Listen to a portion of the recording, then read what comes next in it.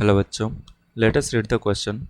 The figure shows a current I through a wire in a uniform magnetic field B as well as magnetic force FB acting on the wire.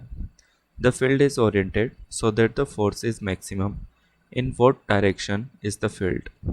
So question के अंदर हमें एक wire दिया हुआ है which is carrying current I, direction of the force भी दी हुई है. Now we need to find out the direction of the magnetic field so that this force acting on the wire due to magnetic field is maximum. तो सबसे पहले हम की concept समझ लेते हैं. की कॉन्सेप्ट, हमें एक वायर दिया हुआ है which is carrying current I. Current current shows the direction of the positive charge. This shows the direction of the positive charge flowing, but majority of the charge carriers are electrons in a wire. तो हम बोल सकते हैं कि direction of the current, if the direction of the current is this, then the direction of the electron is in this direction, or we can say that the positive charge are flowing in the direction of the current. This is one takeaway in the key concept. Second one is the force due to the magnetic field on the moving charge. हम लिख सकते हैं Q into V cross P, ये force होगा. Now let us solve the question. Start the question. Question के अंदर हमें this is the direction of the current.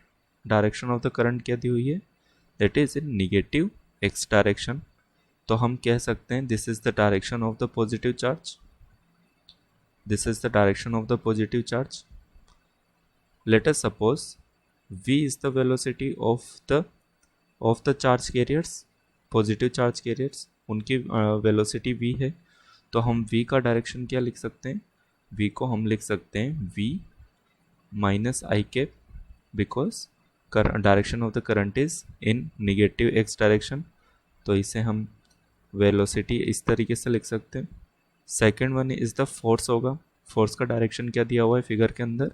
ये दिया हुआ है हमें पॉजिटिव जेड एक्सिस. तो हम एफ भी लिख सकते हैं, it's direction is in positive k cap direction.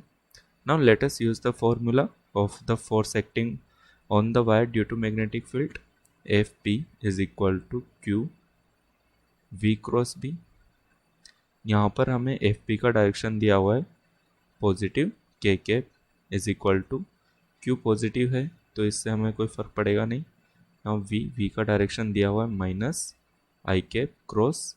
हमें यहाँ पर b का कोई डायरेक्शन होना चाहिए जो हमें फाइंड आउट करना है. Now to make this maximum, the angle between velocity and b should be 90 degree. तो हम यहाँ पर 90 डिग्री होने के लिए क्या करना होगा? हमें कोई यूनिट वेक्टर चूज करना होगा which is perpendicular to I. And following this equation, ये इक्वेशन फॉलो कर रही हो एंड परपेंडिकुलर टू आई. तो हम यहाँ पर कार्टेशियन प्लेन में हम लिख सकते हैं I cap cross J cap is equal to K cap, and J cap cross I cap is equal to K cap is equal to I cap, and K cap cross I cap is equal to J cap. ये हमारे पास तीन standard फॉर्मूले होते हैं for the Cartesian plane.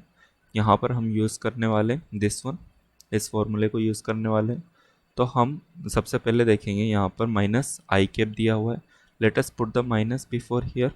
तो हम यहाँ पर लिख सकते हैं minus I cap cross J cap is equal to minus I cap. इस माइनस को भी हम जे के साथ ले सकते हैं. तो इसे हम लिख सकते हैं minus I cap cross minus J cap is equal to K cap. तो हम यहाँ से देख सकते हैं कंपेयर करके कि direction of the magnetic field should be in minus J cap direction. तो हम अपना फाइनल आंसर अब लिख सकते हैं. Final answer for maximum